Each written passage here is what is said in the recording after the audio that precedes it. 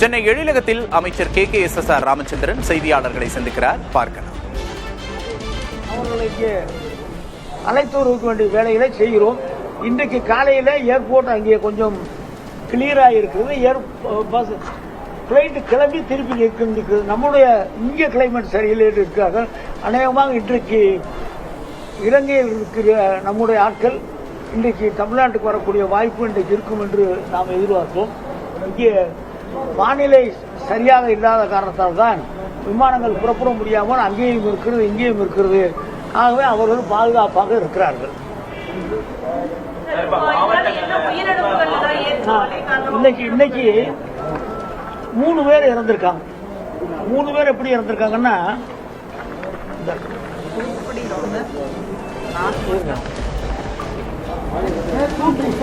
நேற்று சாயங்காலம் வரைக்கும் இல்லை, தூத்துக்குடியில் 1 சுவர் இடிஞ்சு விழுந்து இறந்திருக்காங்க.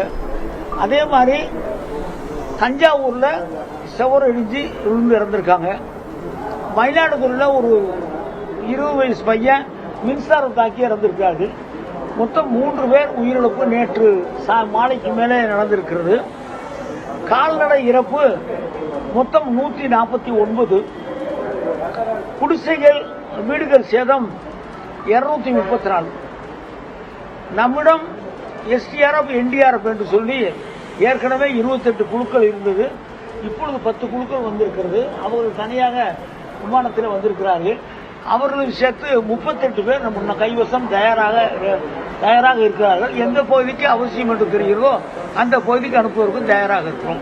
மாவட்டங்கள்ல சென்னையில பெரிய அளவில் மழை இல்லை, சுத்தமான மழை.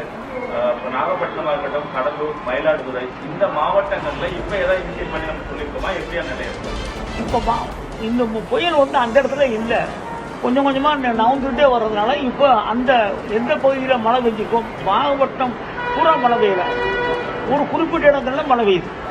அந்த பகுதிக்கெல்லாம் மாவட்ட நிர்வாகம் சென்று எங்கே தண்ணீர் தேங்கி இருக்கிறது, எந்த பகுதியில் நம்ம அரசினுடைய உதவி தேவை என்பதெல்லாம் மாவட்ட நிர்வாகம் அந்த மழை பெய்த பகுதிக்கு சென்று அந்த பணிகளை மாவட்ட நிர்வாகம் செய்து கொண்டிருக்கிறது. முதலமைச்சர் அவர்கள் தகுந்த அறிவுரைகளை வழங்கியிருக்கிறார்கள். கட்டுப்பாட்டு மையத்திலிருந்து எங்களுக்கு வர்ற தகவல்கள், கட்டுப்பாட்டு மையம்ங்கிறது நாங்கள் இந்த மழை பெய்யக்கூடிய இந்த புயலால் தாக்கப்படக்கூடிய அந்த மாவட்ட நிர்வாகத்தோடு நாங்கள் தொடர்பில் இருக்கிறோம். மாவட்ட நிர்வாகம் எங்களிடம் என்ன உதவி கேட்கிறார்களோ அந்த உதவியை நாங்கள் நம்முடைய முதலமைச்சருடைய கவனத்திற்கு கொண்டு சென்று அந்த பணிகளை நாங்கள் செய்து கொண்டிருக்கிறோம். பொதுவாக கட்டுப்பாட்டு மையமும் இந்த குறிப்பிட்ட ஒரு கடலோர மாவட்டத்தில் இருக்கிற மாவட்ட நிர்வாகம் தொடர்ந்து தொடர்பில் இருக்கும். அதே போல வானிலை ஆய்வு மையத்தோடும் நாங்கள் தொடர்ந்து தொடர்பில் இருந்து கொண்டிருக்கிறோம். ஆகவே நிலைமை கட்டுக்குள் இருக்கிறது. நம்மை மீறி கையை விட்டு மீறி போவதில்லை.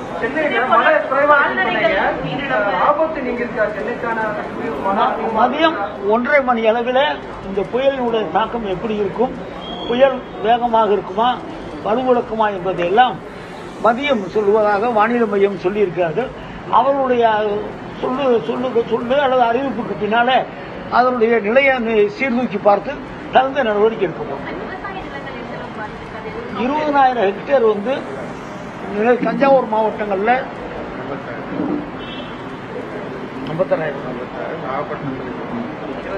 மொத்தம் 56,000 ஹெக்டேர் நிலங்கள் தண்ணீரை மூழ்கி இருக்கிறதாக கணக்கெடுக்கப்பட்டிருக்கு. நாகப்பட்டினம் மாவட்டத்தில் 2,48,000, 24,000, திருவாரூர்ல 15,000, மயிலாடுதுறையில் 8,000, மொத்தம் 56,000 ஹெக்டேர். மொத்தம் 56,000 ஹெக்டேர். நாகப்பட்டினத்தில் 24,000, திருவாரூர்ல 15,000, மயிலாடுதுறை 8,000. இது மழை நீரில் அந்த நெல் பயிர்கள் மூழ்கி இருப்பதாக கணக்கு மாவட்ட நிர்வாகம் சொல்லியிருக்காங்க. அதை இந்த தண்ணீர் வடிந்த பிறகு கணக்கெடுத்து அதற்குரிய நஷ்ட ஈடு வழங்குவது பற்றி நம்முடைய முதலமைச்சர்கள் முடிவெடுப்பார்கள்.